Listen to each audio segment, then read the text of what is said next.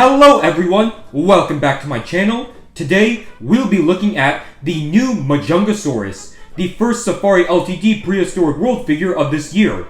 Now, it isn't too often that we get an Abelisaur figure, but whenever it does happen, it's usually a Carnotaurus, and Disney's dinosaur can be blamed for this. Like, seriously, Safari, Collecte, Papo, Schleich, and PNSO all have at least one Carnotaurus model. And because of this, all the other Abelisaurs get overlooked. The only other two non-Carnotaurus Abelisaur figures I can think of are the old Collecte Rugops and Majungasaurus, and those were not that great. So seeing a Safari Majungasaurus sculpted by Doug Watson is such a breath of fresh air. It was long overdue, especially since Majungasaurus is probably the second most popular Abelisaur after Carnotaurus. First, let's do some quick measurements with the flexible ruler. So this figure's current length is a little over 10 inches long, though it would be 11.5 inches long if it was fully stretched out. As for a height, this Majungasaurus is about 2 3/4 inches at its hips and about 4 inches tall at the head.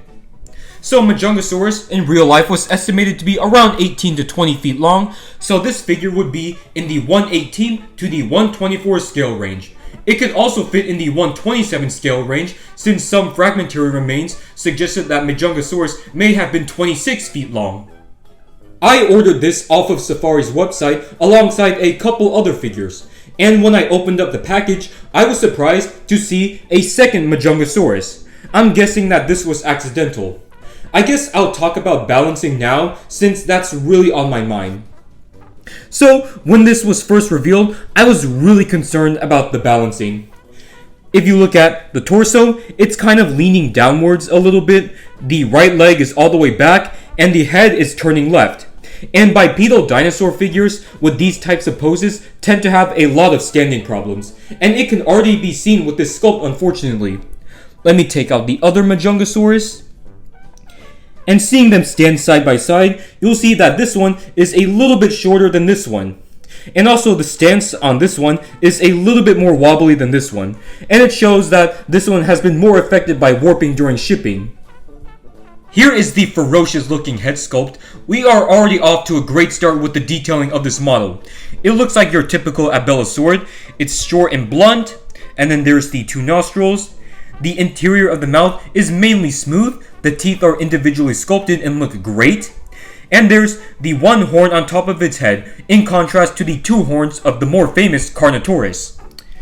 Going down the figure, you've got the other typical Abelisaur features, like the thick crocodilian-like scales and the bumpy osteoderms all over the dinosaur. And then you've got these pathetically small arms, which are pretty much just wrists, and they have 4 digits. Tyrannosaurs get made fun of a lot for having tiny arms, but these Abelisaurs pretty much have no arms at all.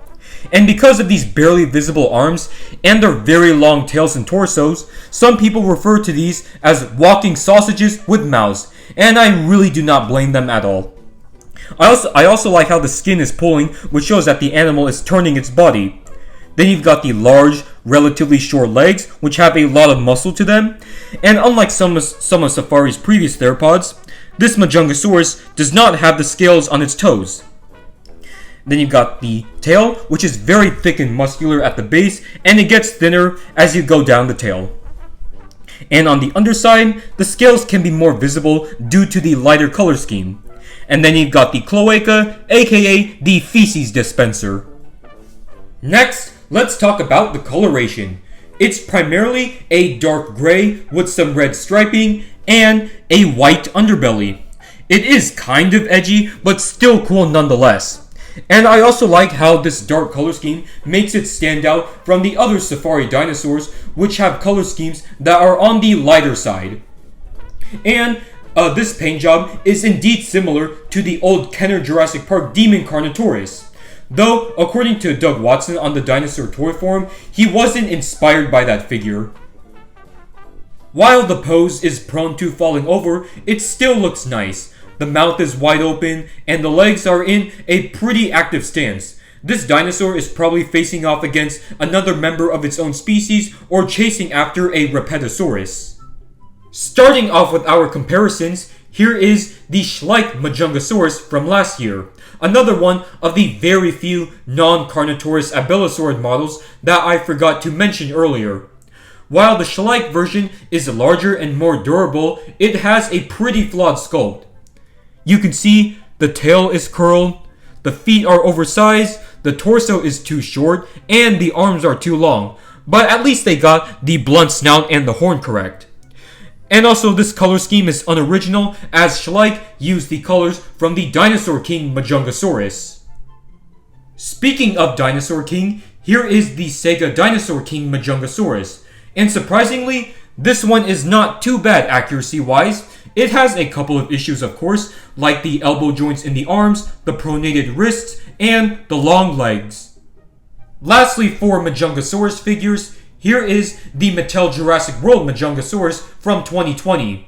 And accuracy-wise, it's not that bad, especially for a Jurassic World toy.